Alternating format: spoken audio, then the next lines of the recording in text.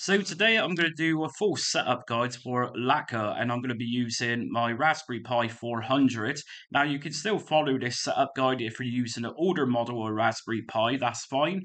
And for those of you who's not sure what Lakka is, it's pretty much the equivalent of Linux version of RetroArch. And the good thing with Lakka is that we don't need to download any cores, everything is self-contained. But having said that, you will need to load up your own games with it if you obviously want to use it to play games. So in this setup guide, I'm going to go through the full process with you from flashing your SD cards and installing it for your Raspberry Pi. I'm going to show you controller configurations, how to set up your network, and also how to add games and maybe look at some video enhancements. So check this one out.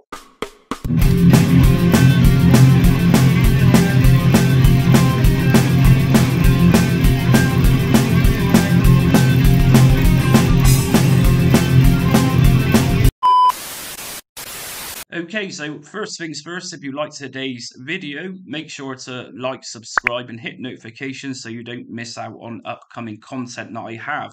I've also done a couple of other Raspberry Pi front-end setup guides, such as Batacera. So what we're looking at today then is Lakka for Raspberry Pi. So first thing I'm going to suggest is heading over to the Lakka official website.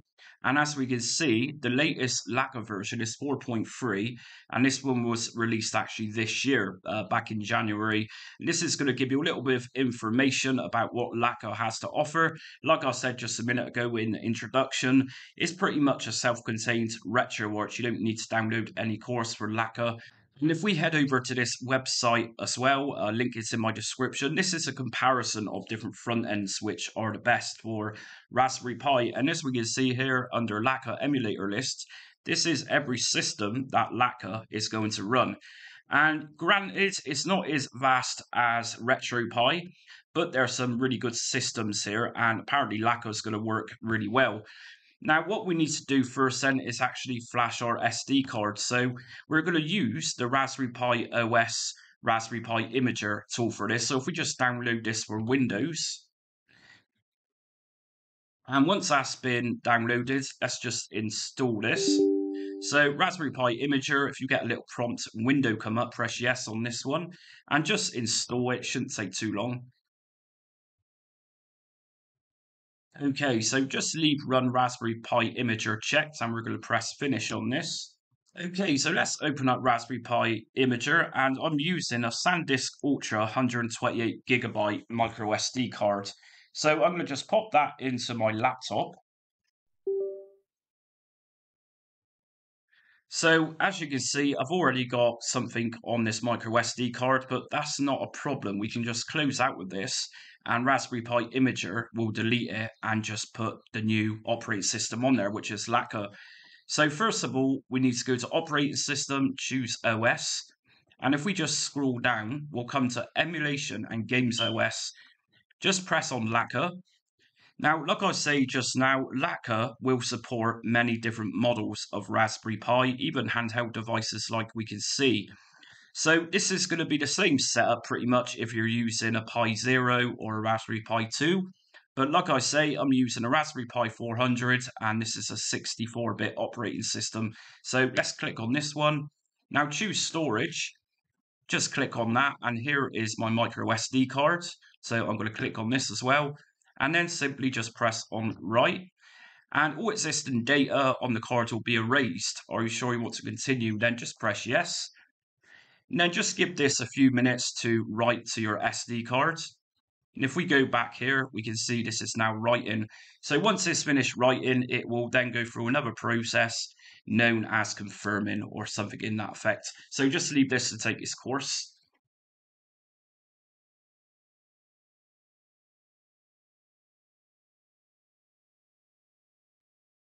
So once that process is finished, it just says we can continue and we can remove the SD cards from our reader. So let's just press continue, close this down and cancel. Okay. And let's just check if this is actually written to the SD card. I always like to make sure. So File Explorer, this PC, and nothing's showing right now. So what I'm going to do is just take out my SD card and just pop it back in. So as we can see, this has now got Lakka on it.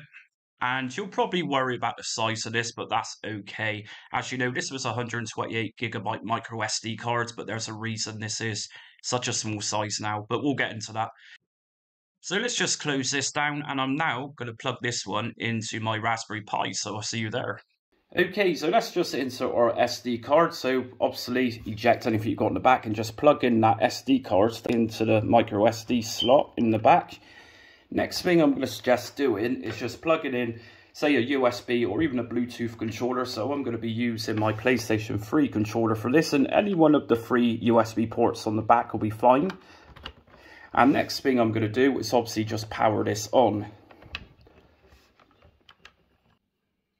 Okay, so we're now in Lakka, and it's just going to go through the initializing process, and it's also going to resize our SD card. So just let this do its thing and take its time.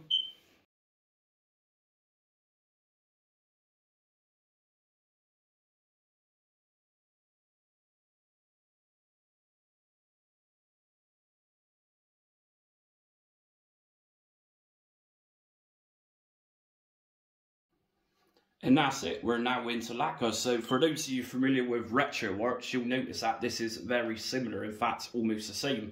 We've also got an appearance of XMB, which is obviously the PlayStation 3 user interface. So my PlayStation 3 controller is connected and it's working just fine. I've not even had to set this one up, it's working perfectly. So the first thing we're going to look at doing is actually connecting this to your network through Wi-Fi, so we can transfer some games and also get updates for this later on when updates are due. And Lakka also uses a system known as Samba, and Samba is pretty much the system of transferring from one computer, say your Windows PC, over onto your Raspberry Pi. So we need to go to settings, and we need to scroll down until we get to Wi-Fi, and just enter into Wi-Fi. And so just make sure enable Wi-Fi is enabled. In my case it is. And as we can see, if I choose the other way, it's now disabling Wi-Fi. So just make sure this is on. Now we're going to go down one, connect to network, and I'm pressing the circle button on my PS3 controller to do this. And right now it's scanning wireless networks, and here we go. Here's a list of nearby wireless networks. So I'm going to choose my network, and I'm going to just pop in my password for this in order to connect.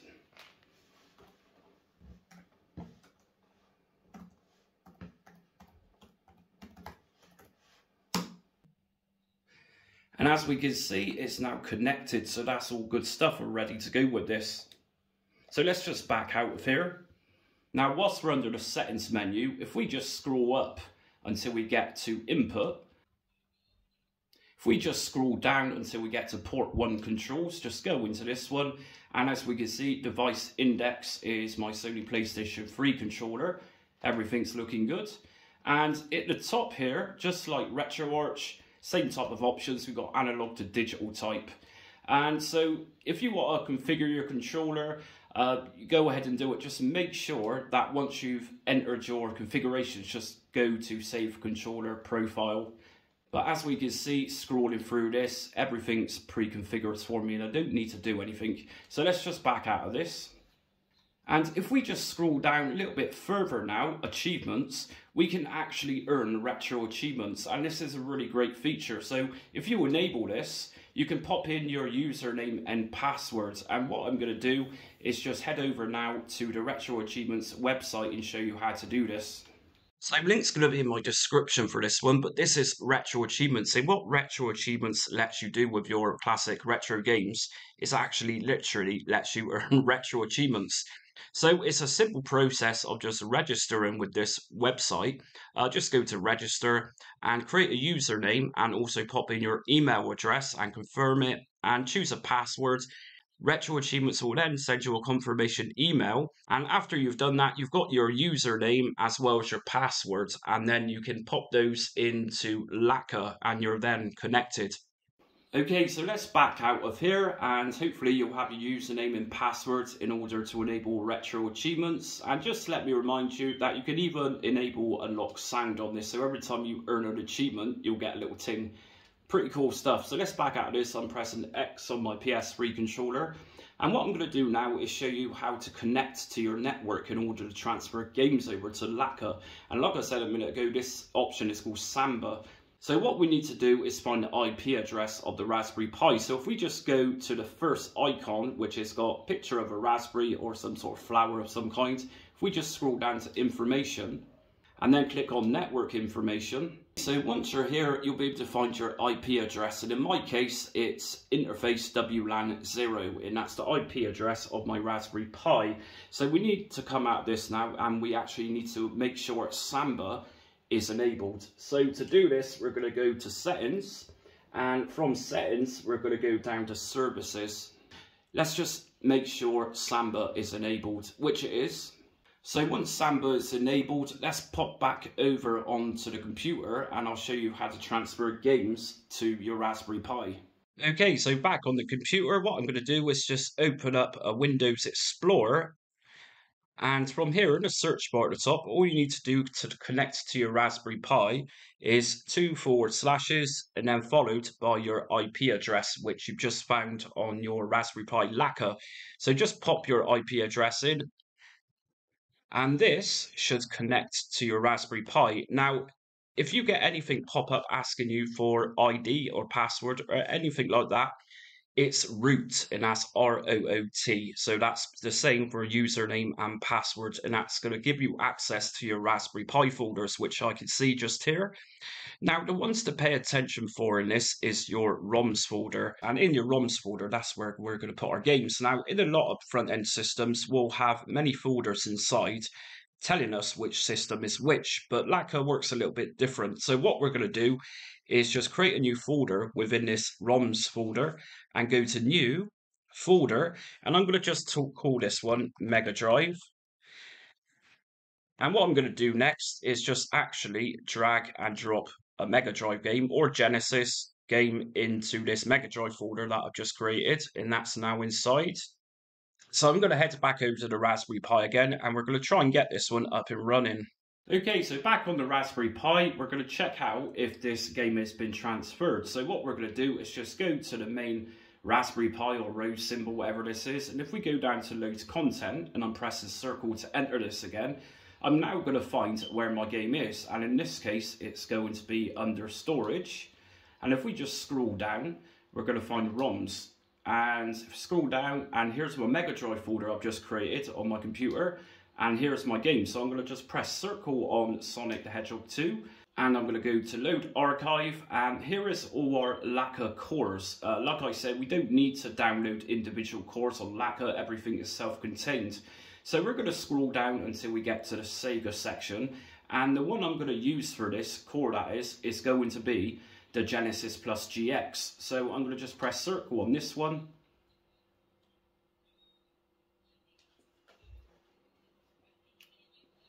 And here we go, we're in.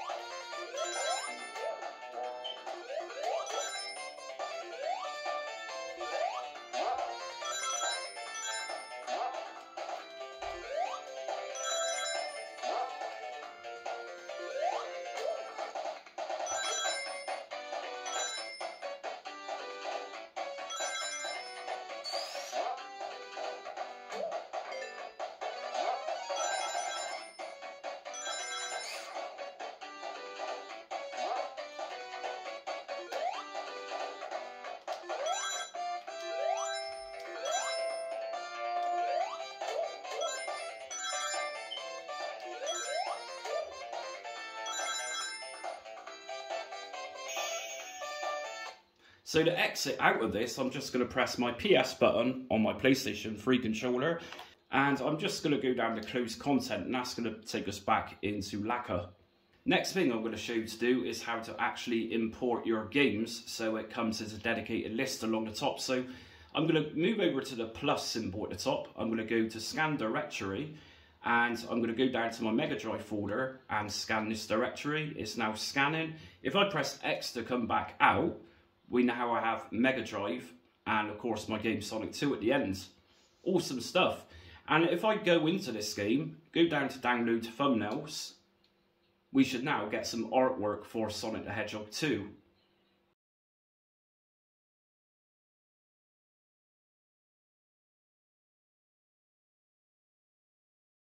And here we go. Once that process is complete, we now got what looks like a Japanese cover of Sonic 2 for Mega Drive. So what I'm going to do next, I'm going to just add another game to my library and show you how this is done again. So I'm going to head back over to my laptop. So once again on your computer, what you're going to do is just open up a Windows Explorer, and in the search bar at the top, 2// followed by your IP address, and just press enter on that. Now just remember, if you get asking for a password, then the password in ID is root, ROOT. So we're back here again. What we're going to do is create another folder within the ROMs folder, and I'm going to call this one NES. So I'm going to just drag a NES game inside of this NES folder I've just created. So within the NES folder, just right click and just paste your game inside, or just drag it in if you got it on your desktop. And that's it. That's now transferred over to the Raspberry Pi. So once again, I'm going to head over to my Raspberry Pi and just be sure this is actually transferred. Okay, so we're back on the Raspberry Pi, and just remember to check your games out. What we're going to do is go to the first option here. I'm going to refer this as rows from now on, and just go down to load content. And then obviously you need to find where your game is located, so it's going to be in storage by default. And if we just scroll down once again to get to the ROMs folder, here is NES, which I've just created, and inside of here we got my Teenage Mutant Ninja Turtles game, absolute classic. And from here we're going to go to load archive, and again we're going to search for a core to run this one. And luckily enough, there's many cores on Lakka to play your Nintendo NES collection from. So I'm going to go for Nestopia for this.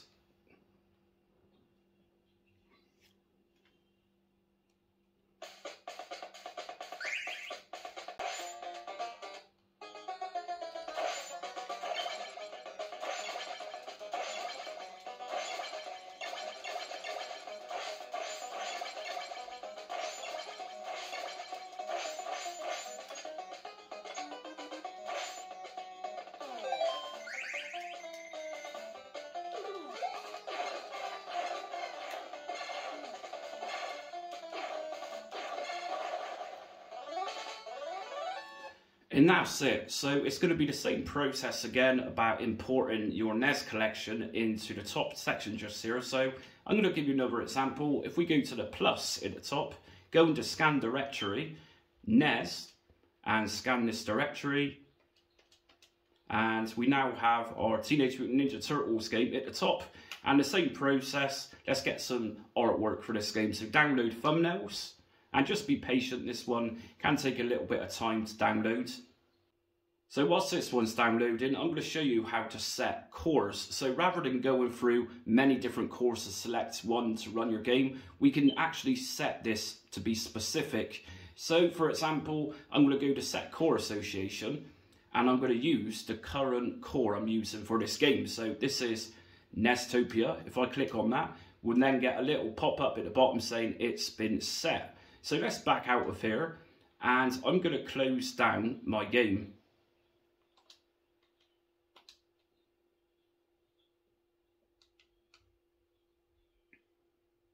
And if we go back over to my NES section again, we're going to boot this up and run, and that's it. We no longer need to look at different cores. It automatically does it for you.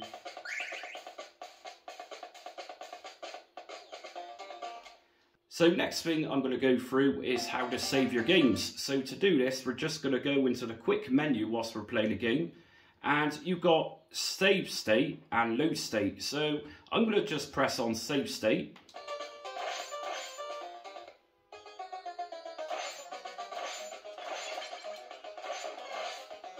And if I press my PS button again to access the quick menu, if I just drop down to load state, and as you can see, that's now saved and loaded my state, which is pretty cool. So next thing I'm going to go through with you is some video options. So back in the main menu of Lakka, let's take a look at some video settings. So just simply scroll across to the settings cogs, and if we just go down to find video, which is at the top, If we drop down to scaling, I'm going to put integer scale on, and that's going to reduce the size of your gameplay, but it's going to look a lot nicer. And if we drop down a couple more to aspect ratio, we can now change the size of the gameplay screen. So 4:3, 16:9. One I particularly like is custom. And also I'm going to drop down a little bit further to bilinear filter, and if I put this one on, that's going to add a little soft blur to our gameplay, which is going to take away pixelation. Some of you might like it, some might not. So let's back out of this, and I'm going to go back into my game.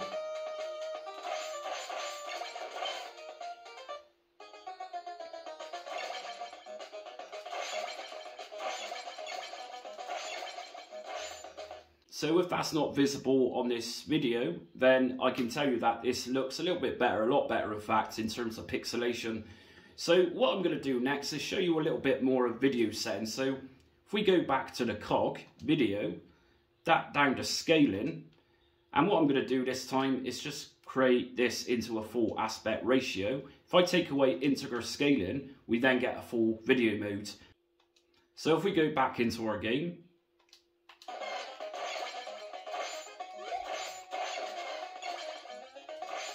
and this is going to be the same for your other games. So if I just close out Teenage Mutant Ninja Turtles by close content, and go to my Sonic 2 game, and I'm also going to set the core association for this. So I'm going to use Genesis plus GX as my predominant core, which is going to run Sonic 2. I go to run.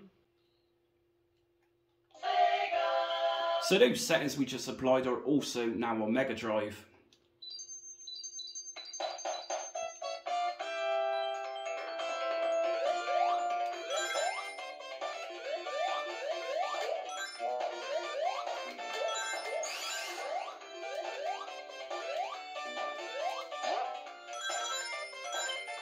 So if we go back into the settings menu, and again, what I'm going to do is just back out of here. And if I go back to the cog, back to video and scaling, I can obviously turn interscaling back on if I wish, and I can go to custom if I wish. I can do whatever I want with it, but that's just a case of you experimenting which video settings work best for you.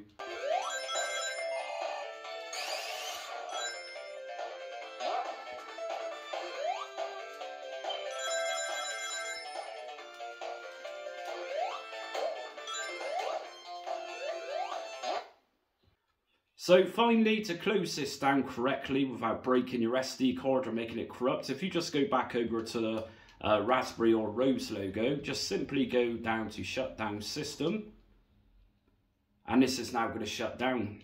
So that's it for today's Raspberry Pi and Lakka setup guide. I hope I've covered most things here which people will ask about. If you're interested in alternative front-end systems to RetroPie, I've also done a setup guide for Recalbox Polestar, and also the really cool Batacera.